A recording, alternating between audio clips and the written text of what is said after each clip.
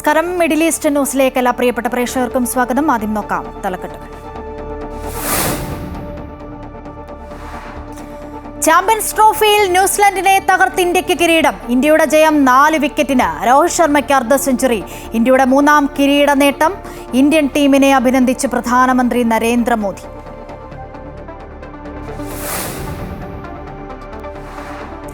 സൗദിയിൽ മെഡിക്കൽ അവധിക്ക് വ്യാജ മെഡിക്കൽ സർട്ടിഫിക്കറ്റ് നൽകുന്നവർക്ക് 1 വർഷം വരെ തടവും 1 ലക്ഷം റിയാൽ പിഴയും ശിക്ഷ. റിപ്പോർട്ടുകൾ അനധികൃത രീതിയിൽ ഇഷ്യൂ ചെയ്ത് നൽകുന്നവരുമായി ഇടപാടുകൾ നടത്തരുത്. നിർദ്ദേശം ലംഘിക്കുന്നവർ നിയമ നടപടികൾ നേരിടേണ്ടി വരുമെന്നും സൗദി ആരോഗ്യ മന്ത്രാലയം.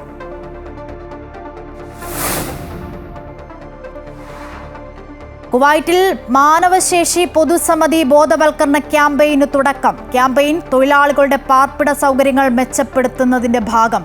സർക്കാർ കരാർ കമ്പനികളിലെയും മറ്റ് കമ്പനികളിലെയും ജീവനക്കാർക്ക് പുതിയ നിബന്ധനകളും ഏർപ്പെടുത്തി.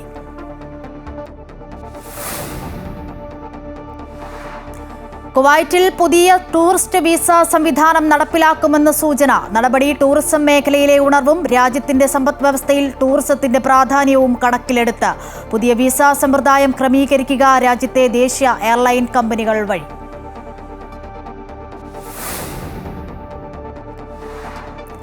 പ്രായപരിധി മാനദണ്ഡം നടപ്പിലാക്കി CPM സംസ്ഥാന സമ്മേളനത്തിന് സമാപനം. സംസ്ഥാന സെക്രട്ടറിയായി MV ഗോവിന്ദൻ തുടരും. 17 അംഗ സെക്രട്ടേറിയറ്റിൽ MV Jayarajan, KK Shailaja, CN Mohanan എന്നിവർ പുതുമുഖങ്ങൾ. 89 അംഗ സംസ്ഥാന സമിതിയിൽ ജോൺ ബ്രിട്ടാസ്, R ബിന്ദുവടക്കം 17 പേർ പുതുമുഖങ്ങൾ. വീണ ജോർജ് പ്രത്യേക ക്ഷണിതാവ്. പാർട്ടിയുടെ അടിസ്ഥാന നയങ്ങളിൽ ഉൾപ്പെടെ മാറ്റം.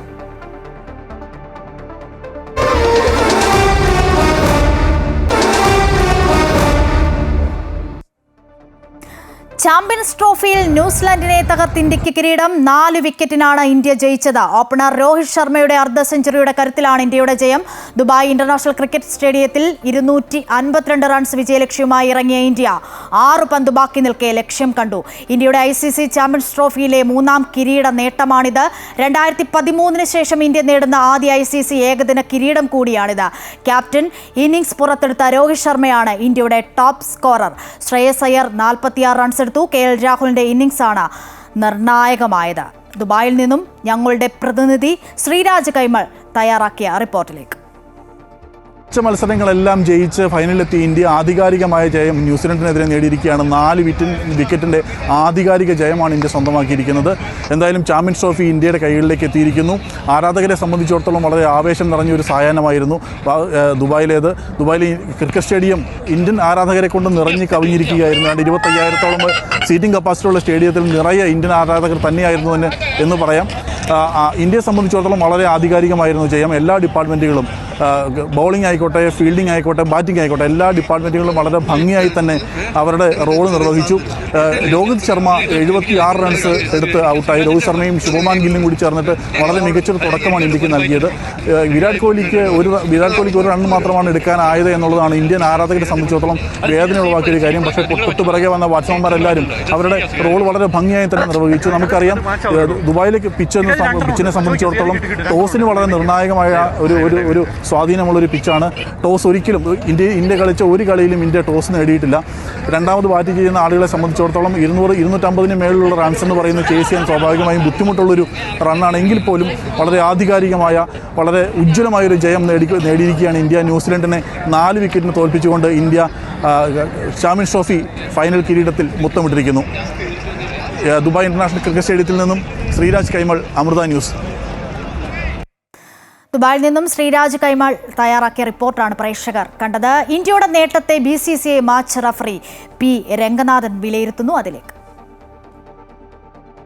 ഏറ്റവും മികച്ചൊരു വിജയം, 2ാമത്തെ ICC ലോകകപ്പ് വിജയമാണ്. പ്രത്യേകിച്ച് രോഹിത് ശർമ്മ എന്നുള്ള ക്യാപ്റ്റന്റെ നേതൃത്വത്തിൽ ഇതിന് ഇരട്ടി മധുരം നൽകുന്നു എന്നുള്ളതാണ്. പ്രത്യേകിച്ച് ഒരു മത്സരവും തോക്കാതെ ഇന്ത്യ ഈ ചാമ്പ്യൻസ് ട്രോഫി കരസ്ഥമാക്കിയത്. സ്പിന്നേഴ്സിന്റെ ഒരു വിജയം, ഒരു കൂട്ടായ്മ.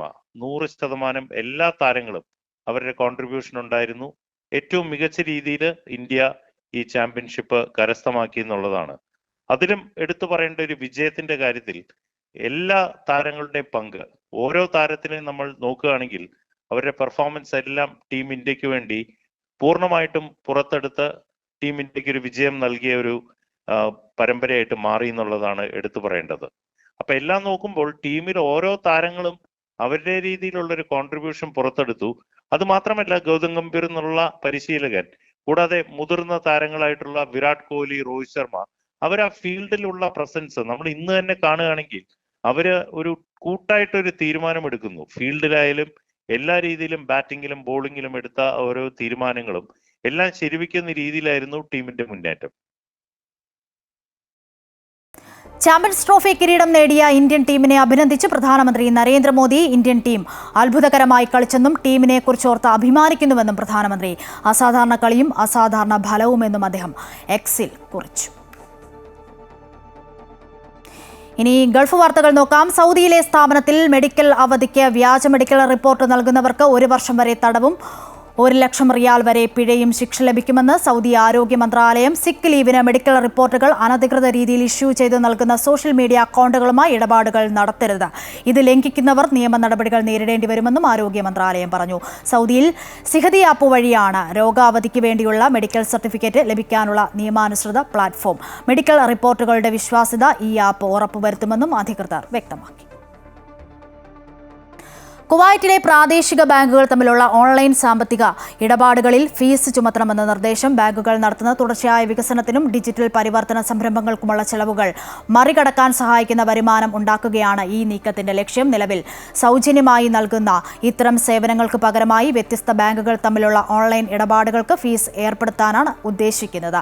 ബ്രാഞ്ച് ഓഫീസുകൾ വഴി നടത്തുന്ന ഇടപാടുകൾക്ക് നിലവിൽ 5 ദിനാർ ബാങ്കുകൾ ഈടാക്കുന്നുവെങ്കിലും പുതിയ പദ്ധതിയിൽ ഒരേ ബാങ്കിലുള്ള ബ്രാഞ്ച് വഴിയുള്ള കൈമാറ്റ ഫീസുകൾ മാറ്റമില്ലാതെ തുടരും. എന്നാൽ വ്യത്യസ്ത ബാങ്കുകൾ തമ്മിലുള്ള ഓൺലൈൻ ഇടപാടുകൾക്ക് ഓരോ ഇടപാടിനും 1 മുതൽ 2 ദിനാർ വരെ ഫീസ് ഈടാക്കും. കുവൈറ്റിൽ മാനവശേഷി പൊതുസമിതി ബോധവൽക്കരണ ക്യാമ്പയിൻ ആരംഭിച്ചു. തൊഴിലാളികളുടെ പാർപ്പിട സൗകര്യങ്ങൾ മെച്ചപ്പെടുത്തുന്നതിന്റെ ഭാഗമായാണ് ക്യാമ്പയിൻ. സർക്കാർ കരാർ കമ്പനികളിലെയും മറ്റ് കമ്പനികളിലെയും ജീവനക്കാർക്ക് ബാധകമാക്കുന്ന പുതിയ നിബന്ധനകളും ഇതോടൊപ്പം ഏർപ്പെടുത്തി. 200-ലധികം തൊഴിലാളികൾ താമസിക്കുന്ന കെട്ടിടങ്ങളിൽ പരിശീലനം നേടിയ ഒരു നേഴ്സിന്റെ മേൽനോട്ടത്തിൽ പ്രാഥമിക ശുശ്രൂഷ സൗകര്യം ഒരുക്കണമെന്നതാണ് ഇതിൽ പ്രധാനം. തൊഴിലാളികളുടെ താമസ സ്ഥലം മറ്റു ആവശ്യങ്ങൾക്കായി ഉപയോഗിക്കാൻ പാടുള്ളതല്ല. കെട്ടിടങ്ങളിൽ ഭക്ഷ്യവസ്തുക്കൾ സംഭരിക്കുമ്പോൾ ആരോഗ്യ മാനദണ്ഡങ്ങൾ പാലിക്കണമെന്നും നിബന്ധനകളിൽ സൂചിപ്പിക്കുന്നു. അടുക്കളയിൽ പോർസലൈൻ ടൈൽസ് കവർ ചെയ്യുകയും എക്സോസ് ഫാനുകൾ, fridge, gas stove, water filter, മാലിന്യപ്പെട്ടി മുതലായ സൗകര്യങ്ങൾ ഒരുക്കുകയും വേണം. വൈദ്യുതി ബോക്സുകൾ, ഭിത്തികൾ, നിലം, മേൽക്കൂര എന്നിവയുടെ അറ്റകുറ്റപ്പണികൾ സമയാസമയങ്ങളിൽ നടത്തണം. ഇതിനു പുറമെ തൊഴിലാളികളുടെ വേതനം അതത് മാസം 7-ാം തീയതിക്ക് മുമ്പായി ബാങ്ക് അക്കൗണ്ടിൽ അടയ്ക്കണം.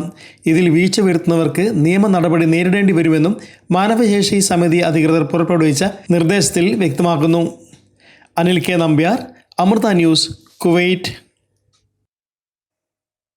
കുവൈറ്റിൽ പുതിയ ടൂറിസ്റ്റ് വിസ സംവിധാനം നടപ്പിലാക്കുമെന്ന റിപ്പോർട്ട്. കഴിഞ്ഞ വർഷം കുവൈറ്റിൽ വെച്ച് നടന്ന ഗൾഫ് കപ്പ് ഫുട്ബോൾ ടൂർണമെന്റിന്റെ അത്യുജ്വല വിജയത്തെ തുടർന്ന് ടൂറിസം മേഖലയ്ക്ക് ലഭിച്ച ഉണർവിന്റെയും രാജ്യത്തിന്റെ സമ്പദ് വ്യവസ്ഥയിൽ ടൂറിസത്തിന്റെ പ്രാധാന്യവും കണക്കിലെടുത്തുകൊണ്ടാണ് പുതിയ സംവിധാനം നടപ്പിലാക്കാൻ അധികൃതർ തയ്യാറെടുക്കുന്നത്. ഇതിന്റെ ഭാഗമായി ആഭ്യന്തര മന്ത്രാലയം ട്രാൻസിറ്റ് ടൂറിസ്റ്റ് വിസയുമായി ബന്ധപ്പെട്ട് പദ്ധതികൾ തയ്യാറാക്കി. രാജ്യത്തെ ദേശീയ എയർലൈൻ കമ്പനികൾ വഴിയാണ് പുതിയ വിസ സമ്പ്രദായം ക്രമീകരിക്കുക.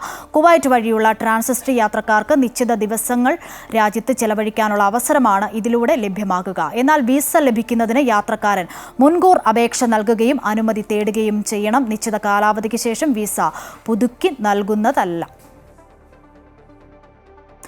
സൗദിയിൽ എക്സ്റേ ലബോറട്ടറി, ഫിസിയോതെറാപ്പി, ന്യൂട്രീഷൻ തൊഴിലുകളിൽ അടുത്ത മാസം 17 മുതൽ സൗദി മാനവശേഷി സാമൂഹിക വികസന മന്ത്രാലയം നിർബന്ധിത സ്വദേശീവൽക്കരണം നടപ്പിലാക്കി തുടങ്ങും. റേഡിയോളജി പ്രൊഫഷണലിൽ 65%, ലബോറട്ടറി പ്രൊഫഷനുകളിൽ 70%, ഫിസിയോതെറാപ്പി, ചികിത്സാ, പോഷകാഹാരം എന്നീ പ്രൊഫഷനുകളിൽ 80% സൗദിവൽക്കരണമാണ് നിർബന്ധമാക്കുന്നത്.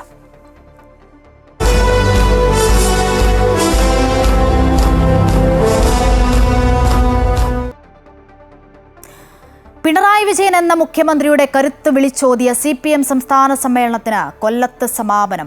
MV ഗോവിന്ദൻ സംസ്ഥാന സെക്രട്ടറിയായി തുടരും. KK ശൈലജയും MV ജയരാജനും CN മോഹനനും സെക്രട്ടേറിയറ്റിലെ പുതുമുഖങ്ങൾ. പ്രായപരിധിയിൽ ഒഴിവായത് AK ബാലനും PK ശ്രീമതിയും ആനാവൂർ നാഗപ്പനും. R ബിന്ദുവും ജോൺ ബ്രിട്ടാസും അടക്കം 17 പുതുമുഖങ്ങളെ ഉൾപ്പെടുത്തി 89 അംഗ സംസ്ഥാന സമിതിയെ തെരഞ്ഞെടുത്തു. വീണ ജോർജ് പ്രത്യേക ക്ഷണിതാവായപ്പോൾ അച്ചടക്ക നടപടിയുടെ പേരിൽ സൂസൻ കോടിയെ ഒഴിവാക്കി. വിമർശനങ്ങളും വിവാദങ്ങളും ഒന്നുമില്ലാതെ കടന്നുപോയ CPM സംസ്ഥാന സമ്മേളനം MV ഗോവിന്ദൻ പാർട്ടി സെക്രട്ടറിയെ തുടർന്നാൽ മതിയെന്ന് തീരുമാനിച്ചു. തദ്ദേശ സ്വയംഭരണ സ്ഥാപനങ്ങളിലേക്കും അസംബ്ലിയിലേക്കുമുള്ള തെരഞ്ഞെടുപ്പിലൊക്കെ വലിയ മുന്നേറ്റം ഇടതുപക്ഷ ജനാധിപത്യ മുന്നണിയും CPIയും കാഴ്ചവെക്കുന്നു എന്നുള്ളത് തന്നെയാണ് പറയാനുള്ളത്. 17 അംഗ സംസ്ഥാന സെക്രട്ടേറിയറ്റിനെയും 89 അംഗ സംസ്ഥാന സമിതിയെയും തിരഞ്ഞെടുത്തു. പ്രായപരിധി കർശനമാക്കിയപ്പോൾ സെക്രട്ടേറിയറ്റിൽ നിന്ന് AK ബാലനും PK ശ്രീമതിയും ആനാവൂർ നാഗപ്പനും ഒഴിവായി. പകരം KK ശൈലജയും MV ജയരാജനും CN മോഹനനും സെക്രട്ടേറിയറ്റിലെ പുതുമുഖങ്ങളായി. P ജയരാജനെയും P ശശിയെയും MB രാജേഷിനെയും സെക്രട്ടേറിയറ്റിലേക്ക് തിരഞ്ഞെടുത്തില്ല. മന്ത്രി R ബിന്ദുവും ജോൺ ബ്രിട്ടാസും DYFI നേതാക്കളായ V വസീഫും VK സനോജും ഉൾപ്പെടെ 17 പുതുമുഖങ്ങളാണ് സംസ്ഥാന സമിതിയിലുള്ളത്. കരുനാഗപ്പള്ളി ഏരിയ സമ്മേളനവുമായി ബന്ധപ്പെട്ട അച്ചടക്ക നടപടിയുടെ പേരിൽ മുതിർന്ന അംഗം സൂസൻ കോടിയെ സംസ്ഥാന സമിതിയിൽ നിന്ന് ഒഴിവാക്കിയപ്പോൾ മന്ത്രി വീണ ജോർജ് സമിതിയിൽ പ്രത്യേക ക്ഷണിതാവായി. പ്രായപരിധി കർശനമാക്കിയും പുതുമുഖങ്ങൾക്ക് അവസരം നൽകിയും CPM സംസ്ഥാന സമ്മേളനത്തിന് അങ്ങനെ കൊടിയിറക്കം. നയവ്യതിയാനത്തിൽ മാറ്റമില്ല എന്ന് നേതൃത്വം എത്ര തന്നെ ആവർത്തിച്ചാലും കാലഘട്ടത്തിനനുസരിച്ചുള്ള എല്ലാ മാറ്റവും പൂർണ്ണമായും CPM ഉൾക്കൊണ്ടു എന്നതിൻ്റെ നേർരേഖയായി കൊല്ലം സമ്മേളനം ചരിത്രത്തിൽ ഇടം നേടുകയാണ്. സമ്മേളന നഗരിയിൽ നിന്നും ആൻഫിലി ഡിസൂസ, അമൃത ന്യൂസ്. പാർട്ടി കോൺഗ്രസിന് മുന്നോടിയായുള്ള CPM സംസ്ഥാന സമ്മേളനം കൊല്ലത്ത് സമാപിച്ചു. Polit bureau coordinator Prakash Karat പൊതുസമ്മേളനം ഉദ്ഘാടനം ചെയ്തു. നാടിന്റെ താൽപര്യങ്ങളെ ഹനിക്കുന്ന തരത്തിൽ ഒരു നിക്ഷേപങ്ങളും ഉണ്ടാകില്ലെന്ന് പൊതുസമ്മേളനത്തിൽ മുഖ്യമന്ത്രി പിണറായി വിജയൻ പറഞ്ഞു. 10,000 പങ്കെടുത്ത റെഡ് വോളണ്ടിയർ മാർച്ച് നഗരത്തെ ആവേശക്കടലാക്കി.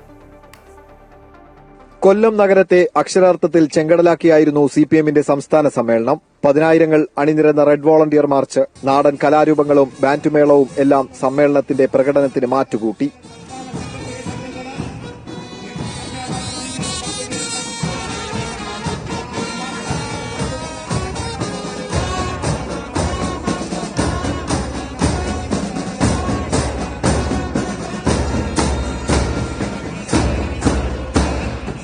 ആശ്രാമം മൈതാനിയിൽ ചേർന്ന പൊതുസമ്മേളനം polit bureau coordinator Prakash Karat ഉദ്ഘാടനം ചെയ്തു.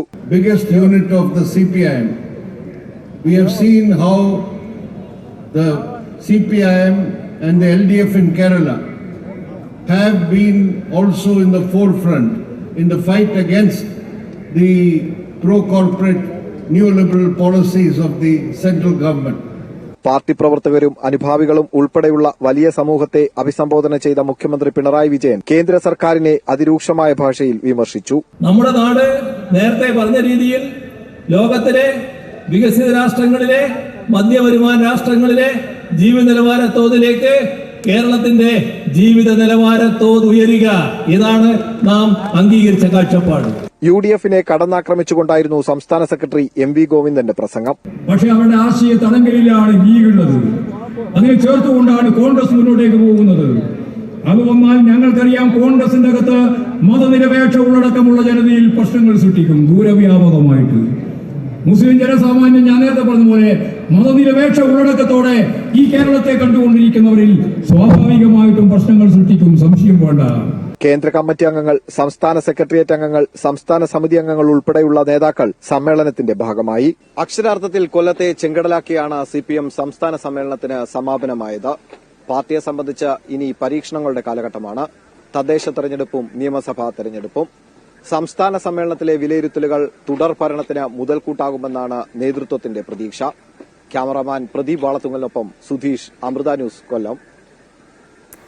പാർട്ടി തീരുമാനം അംഗീകരിക്കുമെന്ന് സംസ്ഥാന കമ്മിറ്റിയിൽ നിന്നും ഒഴിവാക്കിയ ജനാധിപത്യ മഹിളാ അസോസിയേഷൻ നേതാവ് സൂസൻ കോടി. പാർട്ടിയുടെ പ്രവർത്തനങ്ങളുമായി മുന്നോട്ടു പോകുമെന്നും സൂസൻ കോടി അമൃത ന്യൂസിനോട് പറഞ്ഞു. കരുനാഗപ്പള്ളി നേരത്തെ സംഘടനാപരമായ നടപടിയെടുത്തല്ല അവിടുത്തുകാരെല്ലാം മാറ്റി നിർത്തിയതില്ലേ, അതിന്റെ ഭാഗമായിട്ട് മാറ്റി നിർത്തിയതാണ്, താൽക്കാലികമായിട്ട് മാറ്റി നിർത്തിയിരിക്കുകയാണ്. അല്ല കമ്മിറ്റിയിലല്ലേ ചർച്ച വരുന്നത്. അപ്പോൾ സ്വാഭാവികമായിട്ട് പറഞ്ഞു അതുകൊണ്ടാണ് അഖിലേന്ത്യാ സമ്മേളന പ്രതിനിധിയാണ്, മഹിളാ അസോസിയേഷൻ സംസ്ഥാന പ്രസിഡന്റാണ്. കരുനാഗപ്പള്ളിയിലെ വിഷയം കിടക്കുന്നതുകൊണ്ട് താൽക്കാലികമായിട്ട് മാറ്റി നിർത്തിയിരിക്കുന്നുള്ളതേ ഉള്ളൂ. പാർട്ടി തീരുമാനിക്കുന്ന കാര്യങ്ങളല്ലയോ. പുതിയ ആളുകൾക്ക് പ്രൊമോഷൻ കിട്ടണമെങ്കിൽ വയസ്സിന്റെ പരിധി വളരെ പ്രധാനപ്പെട്ടതാണെന്ന് CPM നേതാവ് AK ബാലൻ. പ്രായപരിധിയുടെ പേരിൽ പുറത്തു പോകുന്നവരുടെ അനുഭവ സമ്പത്ത് എങ്ങനെ ഉപയോഗപ്പെടുത്തണമെന്നത് പാർട്ടി തീരുമാനിക്കുമെന്നും AK ബാലൻ പറഞ്ഞു. പുതിയ കേഡർമാർക്ക് പ്രൊമോഷൻ കിട്ടണമെങ്കിൽ വയസ്സിൻ്റെ പരിധി വളരെ പ്രധാനപ്പെട്ടതാണ്. എന്നേ വെക്കേണ്ടതായിരുന്നു. അല്ല, അതിനെ പറ്റിയിട്ട് എനിക്കിപ്പോൾ ഒരു ധാരണയില്ല, പക്ഷേ പാർട്ടി അത് ആലോചിക്കും. അങ്ങനെ കഴിഞ്ഞ പ്രാവശ്യം പ്രായപരിധിയുടെ ഭാഗമായി പുറത്തു പോയ സഖാക്കളും ഇപ്പോൾ പുറത്തു പോകുന്ന സഖാക്കളുടെയും സംഘടനാപരമായിട്ടുള്ള പൊട്ടൻഷ്യൽ എങ്ങനെ ഉപയോഗപ്പെടുത്തണം.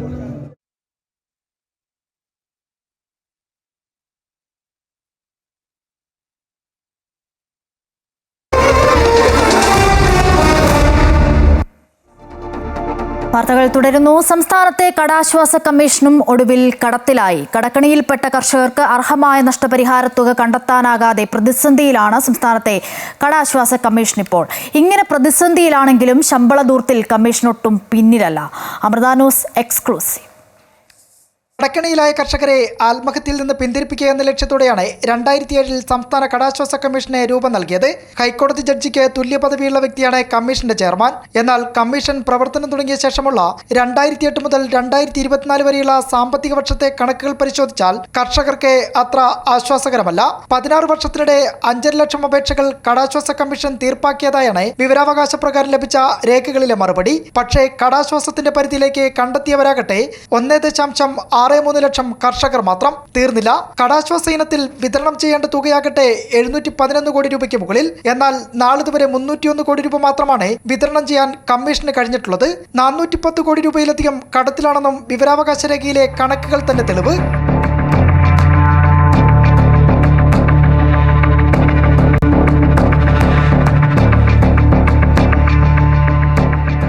കർഷകർക്കുള്ള കടാശ്വാസത്തിന്റെ കാര്യത്തിൽ കൈമലർത്തുന്ന കമ്മീഷൻ ജീവനക്കാരുടെ ശമ്പള കാര്യത്തിൽ ദൂർത്ത് തുടരുകയുമാണ്. യാത്രാബത്തയിലടക്കം ഭീമമായ തുക ചെലവഴിക്കുന്നതിന്റെ കണക്കുകളും പുറത്തുവന്ന രേഖയിലുണ്ട്.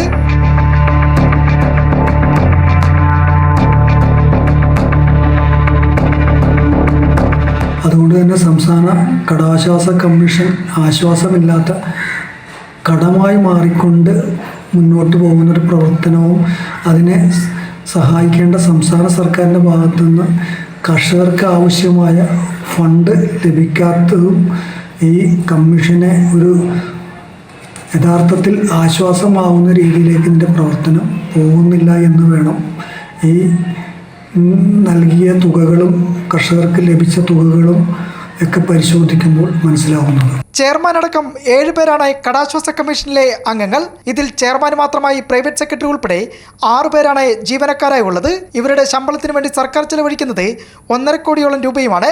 പതിവ് പോലെ കടാശ്വാസ കമ്മീഷനും കടത്തിലായി. കടക്കണിയിലായ കർഷകരാട്ടെ ഇനി എന്ത് ചെയ്യുമെന്നാണ് ഉയർത്തുന്ന ചോദ്യം. തിരുവനന്തപുരത്തു നിന്നും കെ ശ്യാമപ്രസാദ്, അമൃത ന്യൂസ്.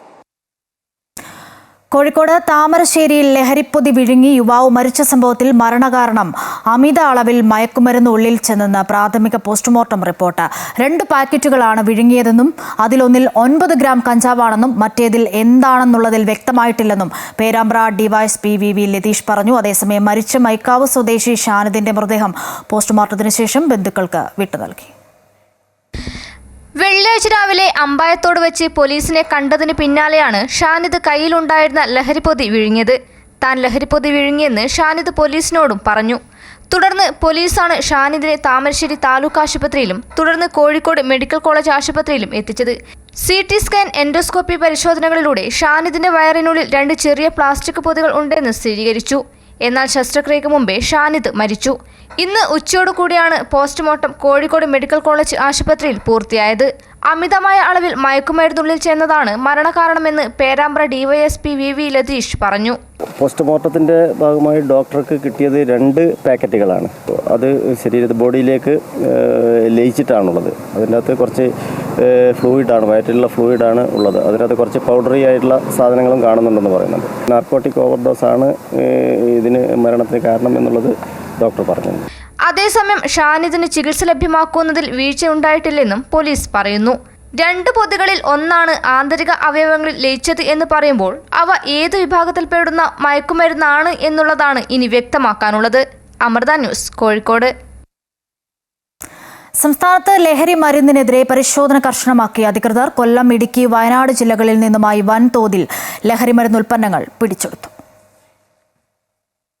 കൊല്ലത്ത് ഇരവിപുരം വഞ്ചിക്കോവിൽ സ്വദേശി ദീപുവിന്റെ ഗോഡൌണിൽ നിന്ന് 50 ചാക്ക് നിരോധിത ലഹരി പദാർത്ഥങ്ങൾ പിടികൂടി. കൈരളി ഫുഡ്സ് എന്ന കടയുടെ ഗോഡൌണിലാണ് ഇവ സൂക്ഷിച്ചിരുന്നത്. വിപണിയിൽ 23 ലക്ഷം രൂപ വരുന്ന നിരോധിത ലഹരി പദാർത്ഥങ്ങളാണ് പിടികൂടിയത്. ദീപുവിനായി പോലീസ് തെരച്ചിൽ ആരംഭിച്ചു. വയനാട്ടിൽ കഞ്ചാവും ഹാഷിഷ് ഓയിലുമായി 4 യുവാക്കൾ പിടിയിലായി. ബംഗളൂരു സ്വദേശികളായ AN തരുൺ, ഡാനിഷ് ഹോമിയാർ, നൈനാൻ എബ്രഹാം, കോഴിക്കോട് സ്വദേശി നിഷാന്ത് നന്ദഗോപാൽ എന്നിവരെയാണ് ജില്ലാ പോലീസ് മേധാവിയുടെ ലഹരി വിരുദ്ധ സ്ക്വാഡും ബത്തേരി പോലീസും പിടികൂടിയത്.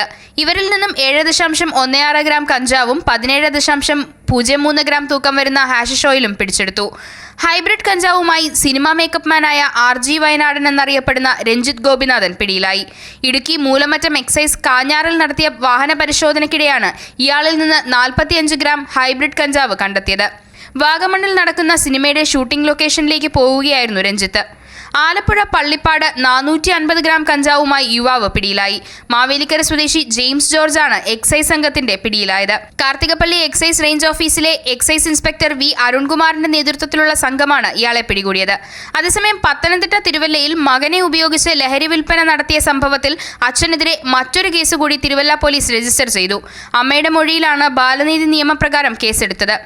MDMA ചെറു കവറുകളിലാക്കി 10 വയസ്സുകാരനായ മകന്റെ ദേഹത്ത് സെല്ലോ ടേപ്പ് കൊണ്ട് ഒട്ടിച്ചായിരുന്നു വിൽപ്പന.